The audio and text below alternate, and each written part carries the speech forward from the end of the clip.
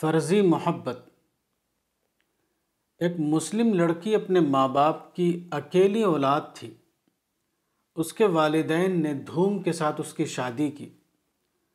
اس کے بعد وہ رخصت ہو کر اپنے سسرال گئی۔ اس کے یہاں ایک بچہ بھی پیدا ہو گیا، مگر 2 سال کے بعد وہ اپنے شوہر سے لڑ جھگڑ کر اپنے ماں باپ کے پاس واپس آ گئی۔ اس نے اپنے ماں باپ سے کہا کہ میرا شوہر نہایت سخت مزاج ہے، اس کے ساتھ میرا نباہ نہیں ہو سکتا۔ لڑکی کے والدین نے اس سے زیادہ پوچھ گچھ اسکروٹنی نہیں کی۔ جو کچھ لڑکی نے کہا اس کو انہوں نے درست مان لیا۔ انہوں نے کہا کہ بیٹی تم فکر نہ کرو، ہمارے پاس اللہ کا دیا سب کچھ ہے، تم یہاں آرام کے ساتھ رہو، تم کو کہیں جانے کی ضرورت نہیں۔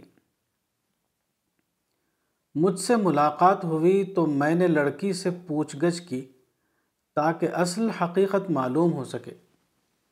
لڑکی نے بتایا کہ میرا شوہر ہر معاملے میں سختی کرتا ہے۔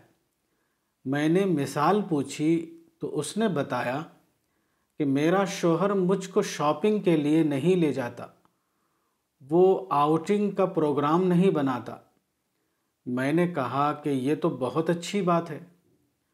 شاپنگ کا مطلب پیسے کا ضیاع ویسٹ آف منی ہے، اور آؤٹنگ کا مطلب وقت کا ضیاع ویسٹ آف ٹائم ہے۔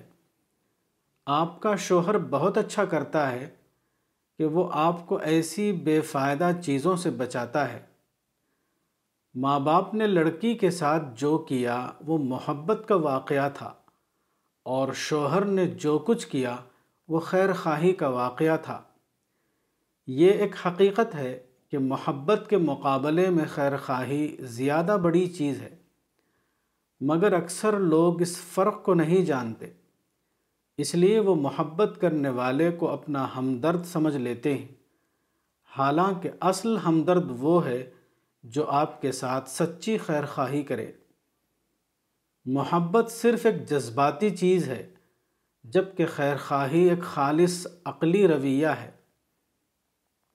وہ شخص بہت خوش قسمت ہے جس کو اپنی زندگی میں ایک سچا خیر خواہ مل جائے۔ کتاب تربیت اولاد، مولانا وحید الدین خان، صفحہ نمبر 45۔